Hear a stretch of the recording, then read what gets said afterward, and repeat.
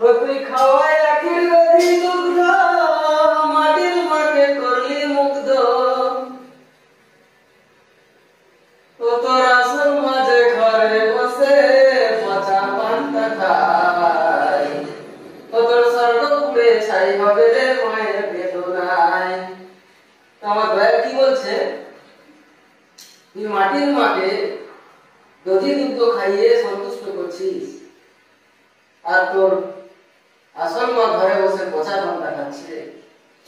তো গান্ধী শোনো, তোর মায়ের গায়ে ছিঁড়া শাড়ি, পায়ে ধুলো কাদা, দুর্গা পুজোয় দিবি রে তুই 1000 টাকা চাঁদা। বলছে তোর মায়ের গায়ে ছেঁড়া শাড়ি, পায়ে ধুলো কাদা, আর দুর্গা পুজোয় দিবি রে তুই 1000 টাকা চাঁদা। তাই আমার মহাজন বলছে ও চাঁদা তোর কোনো কাজে লাগবে না রে। তারপরে কি বলছে শোনো, এই চোখে দেখে মনের পশু মুখ ঢাকে